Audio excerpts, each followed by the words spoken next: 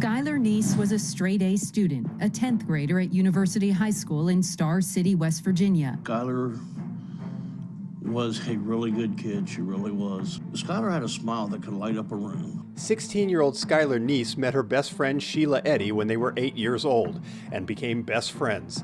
As the two girls entered high school in 2010, they met Rachel Schoaf, and the girls quickly became a trio. Never saw Rachel without Sheila or Skylar, Sheila without Skylar and Rachel. Like, they were all three together all the time. They were inseparable. They would go to the mall all the time, and after school, before school, during school, leaving school together, all that kind of stuff. Literally nonstop hanging out. Their friendship was rocky, with Sheila and Rachel being more outgoing and growing closer as Skylar was pushed to the sidelines. Intentionally leaving Skylar out, the two girls would often plan outfits and hang out after school together to isolate her. First, all three of them were really good friends, but just eventually it just started to seem like Skylar was slipping away from the group and she was just being pushed out. Like, I'm not sure why that is, but it just happened. On July 5th, 2012, Skylar came home from her shift at Wendy's. She came home from her shift at Wendy's. She always smelled like French fries when she got home, so she always wanted her clothes washed immediately. And she came in and said, you know, I'm really, really tired. I had a long day, had a really busy night, and I'm just going to go ahead and go to bed. And she said, I love you, Mom. She reached down, hugged her, and kissed her. And something was rare because she came over to me and said, I love you, Dad, and kissed me. The next day, her dad noticed she had not gotten up yet, so he went to her room. After no response to his knocking and her door locked, he picked it with a wire coat hanger and entered the room. He noted that her window was open with a bench on the outside and her bed undisturbed. There was no doubt she had snuck out, but she had not yet returned. Said, we're not going to worry. I'll call them about 10 after 4, give her time to clock in, everything, see if she's there. Her parents knew Sheila and Rachel had a rebellious history, so they asked them if she had snuck out to see them. They denied it.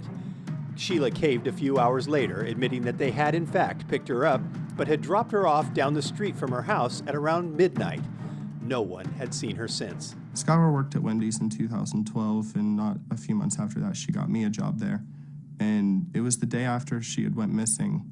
I went into work and she wasn't there, and her manager was asking me if I knew if she was coming in or not, and I said no, and she never came back to work.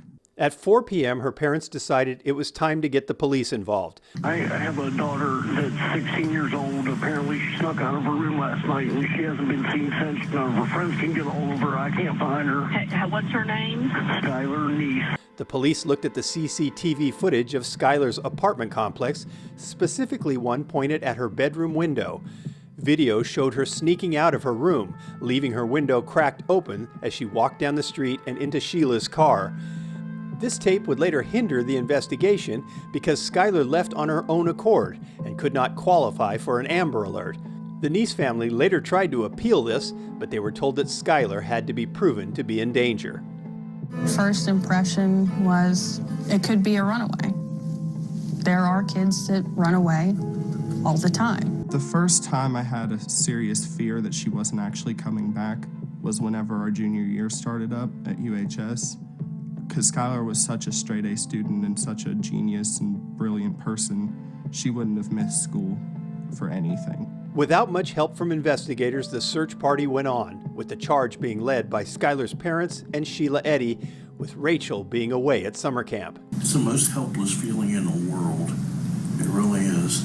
I mean, everything that you cherish in the world is gone, and you have no clue where to look for it. And it's a helpless feeling. It's a horrible, helpless feeling. They made and printed missing persons flyers and led search parties. No one was as shaken as Sheila, calling Skylar's dad daily and asking for updates on the case. Skylar's mother, Mary, was a large comfort to Sheila during this time, even holding her as she cried in Skylar's room. We worried more about how her friends, mostly her friends, how they were going to get along. They were just so devastated, and we're trying to figure out how can we help them through that. Sheila continued to post about how devastated she was over her friend's disappearance. Police continued to call Skylar's phone, and it surprisingly kept going through, meaning it was still on. They tried to get Apple to share the location of her cell phone, but they refused since she was deemed a runaway. On September 10, 2012, the FBI joined the case, but Apple refused to release the information to them as well. They were able to access her phone records through network providers, but Skylar had remained inactive since the night she went missing. Her banking account had also not been used since, making it less likely that she had run away. The case went on for months. Classmates reported Sheila and Rachel having drastic changes in personality and becoming more reserved. They continued posting on Twitter, Sheila more than anyone. She posted daily, some of it being about Skylar and how much she missed her. Skylar, sorry I haven't posted in a while. School has been taking up all of my time. I miss you so much in school. Me and Rachel miss you so much, especially at lunch. We sit at a lunch table alone. Come back so we don't look like loners anymore. LOL. School is so hard without you. Actually, everything is hard without you. I seriously think about you 24/7 and miss talking to you on the phone day and night. I know you wouldn't like some of the things that are being said lately, so please come home and prove them all wrong. I don't know why you haven't come home yet, but if you're scared that people will be mad at you, they won't be. We just want you home safely. I miss you so much more than you could ever imagine. You will always be my best friend. Remember that. Sheila and Rachel were regularly questioned about Skylar's last night, but they were not suspected of anything. That is, until Sheila, unprovoked, said she would take a polygraph test to prove she wasn't lying. Police became suspicious of Sheila from this and looked into the girls more closely. I didn't believe any of Sheila and Rachel's story. From the get-go, I knew that it was false because I could just tell they were lying just by their, just by their energy. Like, you could just tell by someone's demeanor if they're lying or not, and they were lying. Rumors spread around town that Skylar had overdosed that night and the girls were trying to cover it up to avoid punishment. Police dove into that theory and collected their phones, finding inconsistencies in their stories. The girls had originally claimed to have picked Skylar up at 11 p.m., but text records show they were messaging her until 12 a.m.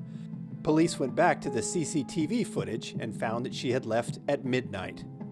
Other than the timestamp of Skylar leaving, both girls' stories remain consistent. That is, until December 2012. Rachel changed her stories to the police to say that they had all driven out to the woods to work out issues in their friendship. The night before, Skylar had tweeted, "You doing S like this is why I will never completely trust you," and "Sick of being at effing home. Thanks, friends. Love hanging out with you all, too." She claimed that after they got out of the car, Skylar sprinted off into the forest without saying a word. Both girls couldn't find her after searching, so they went home. A few days after Rachel changed her story, Sheila altered hers to match the same version. Police, now suspicious that the girls' stories were not lining up, called for a polygraph test. Sheila failed hers, but Rachel never got to take hers. On her way there, Rachel jumped out of her dad's car and ran to Sheila's house instead. Once the Neese family found out about this, they went public about what they knew. Mary Neese wrote a lengthy Facebook post about the inconsistencies, lie detector tests, and how the girls most likely knew what had happened. This post sent Rachel into a spiral, and on December 28th had an erratic mental breakdown and was admitted into a psychiatric ward. I have an issue with a 16-year-old daughter of mine. I can't control her anymore. She's hitting us, she's screaming, she's running through the neighborhood. Give me the phone. Okay. No, this is over. This is over. My husband's trying to contain her. Please hurry. She was acting out, getting into more family altercations at home. The day Rachel got out, she asked her parents to take her to an attorney because she had a confession to make. She and her lawyer arrived at the police station, and she was reportedly incoherent. She just, glanced at us and said we stabbed her. The police asked leading questions that she would be able to answer, but she turned to them and flatly said, "We stabbed her." Police had not considered this to be a murder and had been working under the assumption that it was an accident. Rachel confessed that they had planned this murder for 9 months in September. In a science class, they decided she was in the way and joked about killing her. While Rachel claimed to be joking, Sheila constantly brought it up as her hatred towards Skylar grew.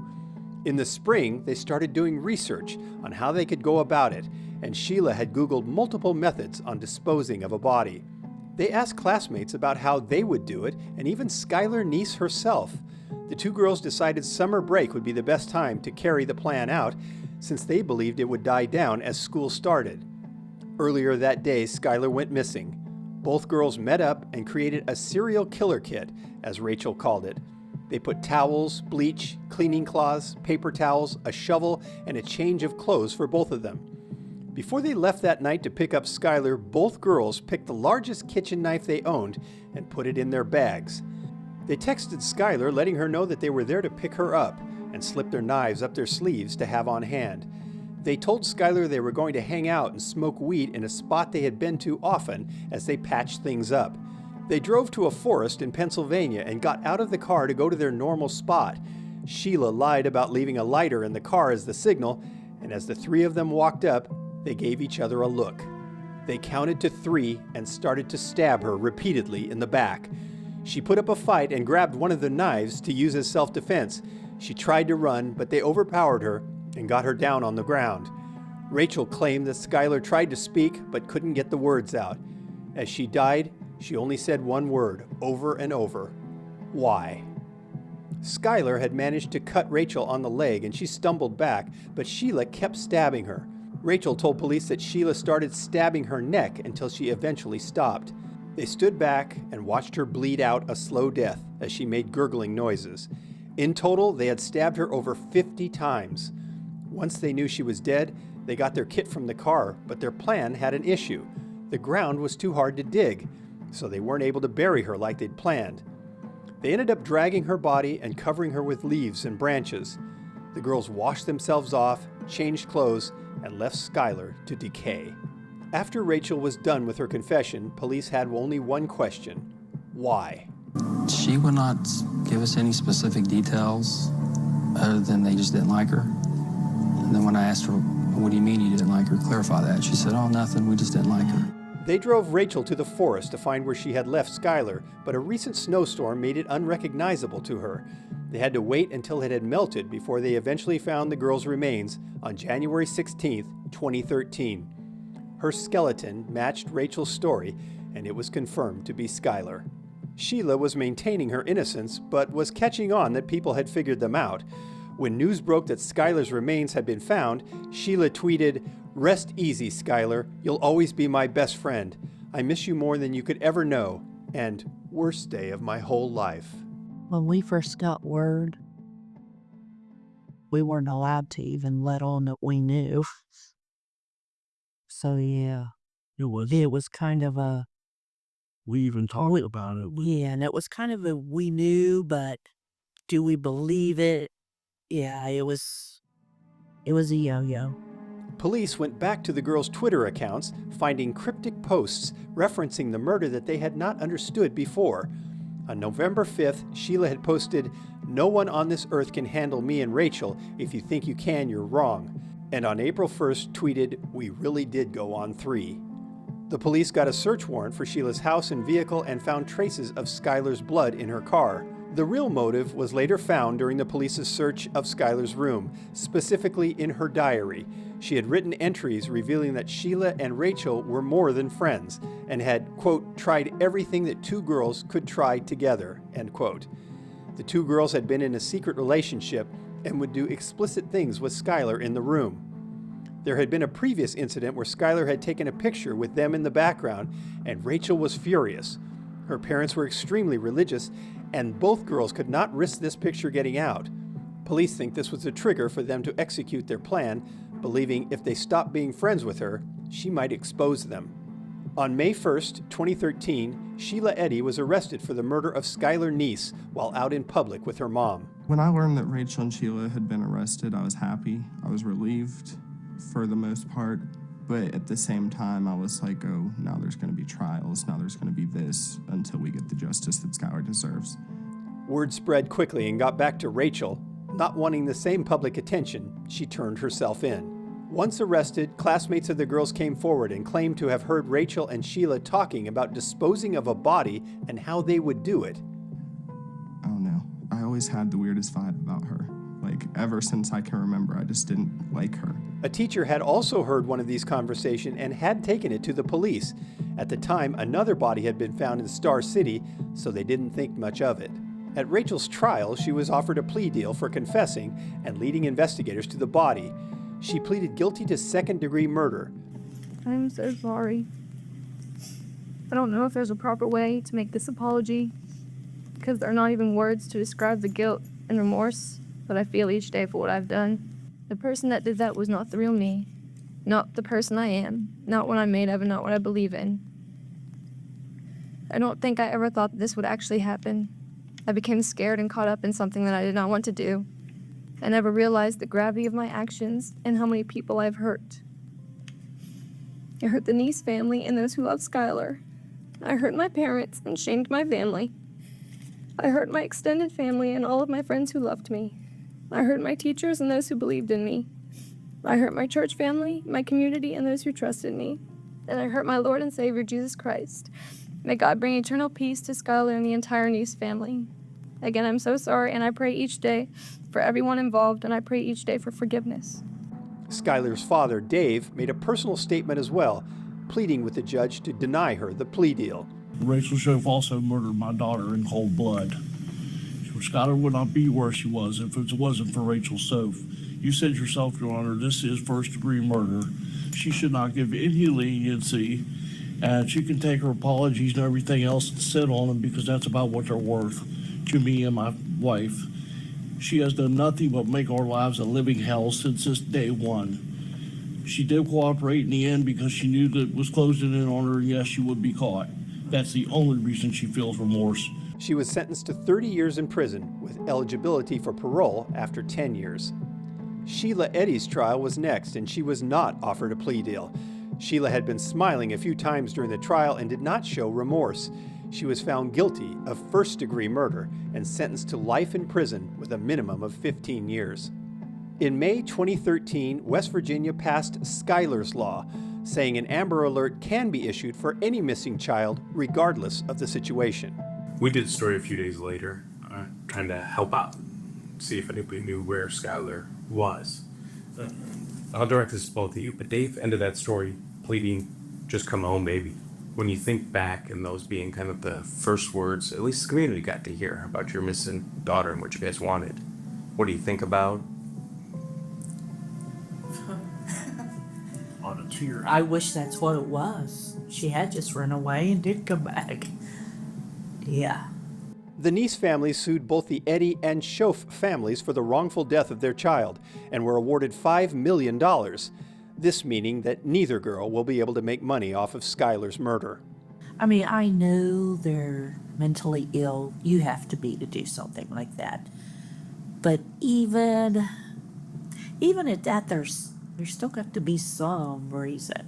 You know, even mentally ill people, if they don't like someone, they kind of stay away from them. They were jealous. I think that's a lot of it. I think how two-faced you can be and how sick in the head you can be to walk up to grieving parents who are crying their eyes out and hug them and tell them it'll be okay. And in my mind, my opinion, again, that shows the depth of their mental illness. You know, they were trying so hard to cover it up, and they did a good job. They really did.